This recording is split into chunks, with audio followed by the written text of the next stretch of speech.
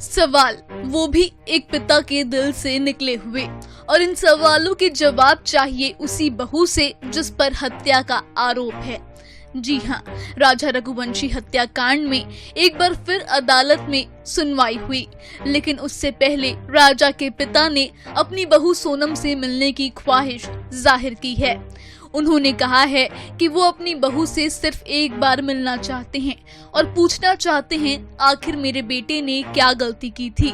अब अदालत का क्या फैसला रहा और कोर्ट रूम में क्या क्या हुआ, आइए जानते हैं।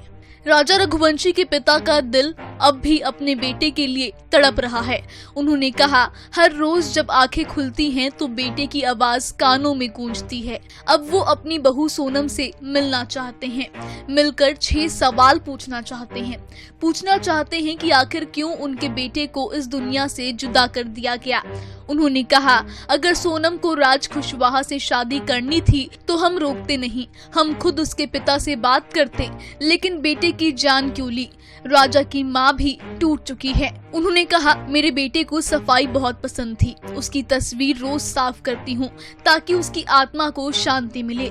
लेकिन इसी बीच अदालत ने फैसला सुनाया। वीडियो कॉन्फ्रेंसिंग के जरिए शिलोंग कोर्ट में सोनम रघुवंशी और उसके प्रेमी राज कुशवाहा को पेश किया गया। दोनों से जज ने पूछा, कुछ कहना चाहते हो? लेकिन न सोनम ने कुछ कहा न राज ने। दोनों चुपचाप खड़े रहे। इसके बाद अदालत ने उनकी न्यायिक हिरासत 14 दिन के लिए और बढ़ा दी। पुलिस अभी भी पूछताछ कर रही है और ठोस सबूत इकट्ठा कर रही है। पुलिस को शक है कि राजा की हत्या में राज कुशवाहा और उसके साथियों का गहरा प्लान था।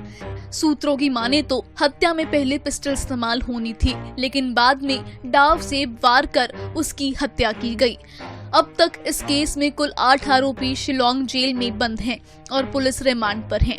राजा के माता पिता और उनका पूरा परिवार आज भी सिर्फ एक जवाब चाहता है, आखिर क्यों मारा मेरे बेटे को। राजा रघुवंशी की हत्या के पीछे की साजिश अब भी रहस्य बनी हुई है।